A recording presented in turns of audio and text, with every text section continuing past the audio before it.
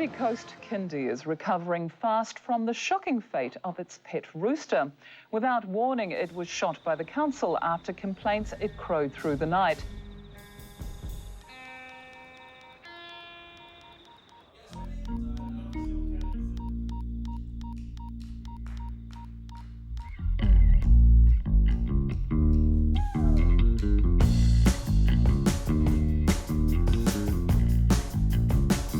Rock-a-doodle-doo,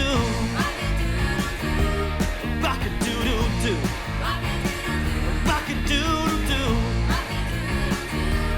rock-a-doodle-doo.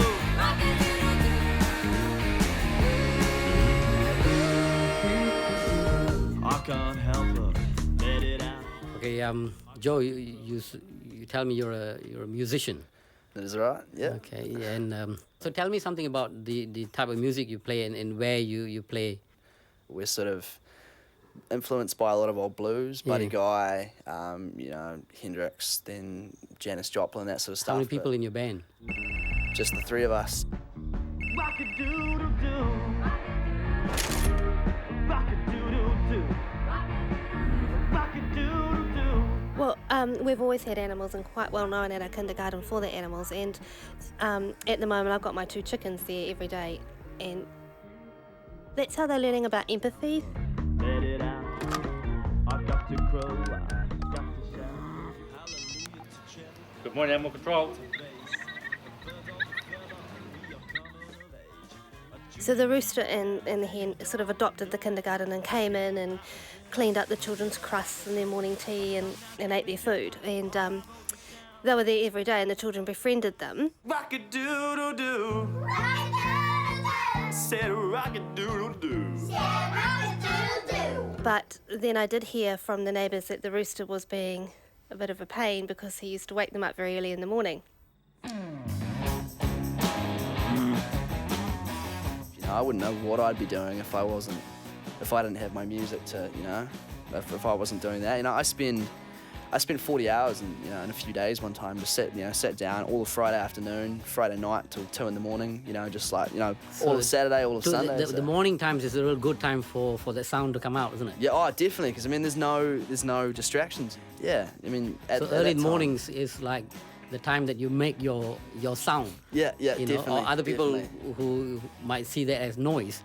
It was awful, actually. If you're trying to sleep and you've got children getting woken up all night long, yeah, it was very hard, actually. The main issue there is that we received a number of calls about a rooster in the area crowing at all hours of the night and in the morning. So myself mainly, because it was becoming a nuisance, the only way we'd try and catch it with a cage, and that didn't work. So the only way around it was to shoot it.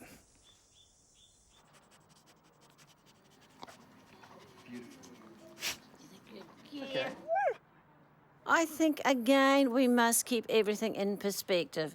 Desperate people sometimes take desperate measures. We are talking about, and I repeat, well, I'll say it and then repeat it, noise control. Noise control. And how many times do you play? Once a week, usually. We have a big practice once a week, yeah. And it's what? I mean, the place is a residential place, is it? Yeah. Okay, so how do you think about the neighbours? The neighbours are right with it? Ooh. So what do you do before they know exactly what time you practice? Yeah. Usually. Usually. and they're okay with this? I mean. Yeah. Well, there were some issues there for a while, so I just kind of said, hey, look, if you guys, you know, if there is ever an issue, just don't call the council. Just give us a call at home. That's important. Yeah, exactly. I just didn't think anybody would have an issue. I didn't think we were that loud, but turns out we were. So. Yeah, because perceptions are different. Eh? Yeah, I mean, exactly. You do what comes naturally to you, and you think other people would appreciate that. Oh, I mean, I think it just comes down to the fact that it's a sound that I enjoy, and you know, might not be something that somebody else would necessarily enjoy. So I sent out a text to one of our neighbours last night saying, hey, you know, just let us know when, you know, if it's too loud. It can trigger off people to come in because for people, noise is like something can trigger off things. Oh, it can, definitely. I mean, I understand that. This little slug gun it doesn't seem to do anything. You know, you just fire it and it either hit it or it didn't hit it. It didn't do anything at all. So I thought, okay, well, our way is to go down there with 22 with a sound suppressor on it and do it that way. I find often that's like lyrics will come to me and tunes will come to me when I'm sort of half asleep. I mean, I think that's like it does come down to that same sort of thing. Birds naturally sing. People naturally sing. I mean, that's what we do. You know, without again, it doesn't depend. It doesn't matter how good we are. You know, some birds sound terrible, some sound great, but same with people. You know, but we all have it in us, and that's Until somebody decides, I don't like that. Shut Come on, bonk him on the head. Yeah, exactly. I'll call the council.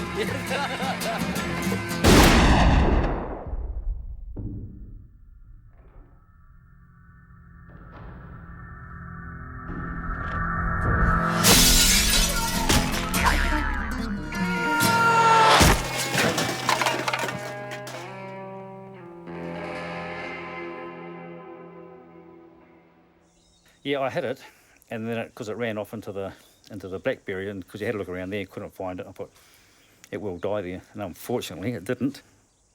The council, Tuesday morning, the council sent round the hitman who shot the rooster, and of course, here's where it gets very nasty, very unfortunate, very messy. He didn't kill him straight away. Of course, the trouble is the rooster had been adopted by the kindergarten, and the kids come to the kindy in the morning and they watch poor old Mr. Rooster die a slow and painful death. Not good. Not good, see. And unfortunately for Mr. Wolf, and I do sympathise with Mr. Wolf, that the rooster made its way for the classroom, and the children, of course, sensing that it had been injured, we ended up with a situation that was exacerbated due to the fatality of the rooster and the funeral that took place after the rooster died. But he was just lying on the bark chips and he just couldn't walk, didn't make the sound that could wake up people, and that's why he didn't move. That's why he died. And the media got hold of it, of course, and blew it all out of proportion.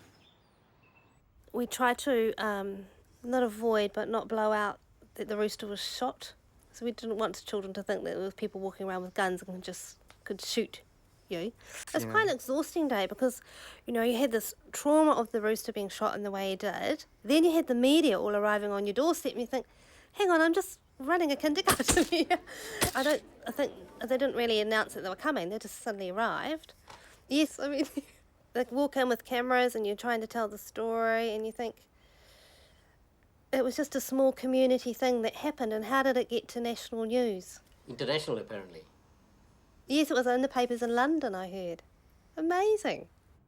The rooster does what he does. All he was doing what he does. Crow in the morning, got to be shot, see. Unhuman beings great, eh?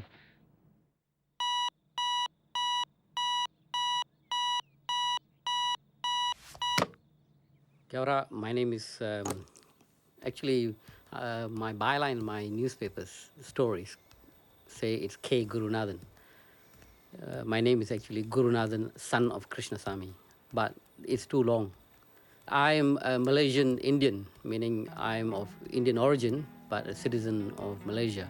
Okay, then, you know, here I am. I mean, I've done some big stories back in Malaysia, and suddenly you have this situation where, hey, there's some complaint about a feral rooster, noise complaints. You know, people don't tolerate noise in a rural area, I mean, in a residential area. Welcome to New Zealand. I mean, in Kuala Lumpur, nobody gets a stuff. A chicken dies, hey, yeah, put it in the pot and curry the bugger. But yeah, I mean, this is New Zealand. Why shouldn't a rooster crow in the morning? You know, 5 o'clock in the morning or even 3 o'clock in the morning. Why shouldn't it crow? Rock-a-doodle-doo. Rock-a-doodle-doo. Rock-a-doodle-doo. Rock-a-doodle-doo.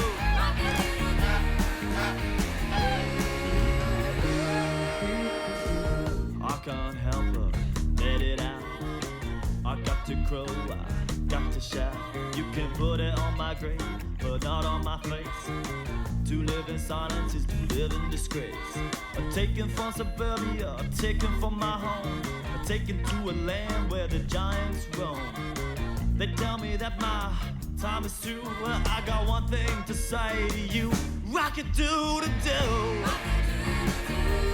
Rock-a-doodle-doo.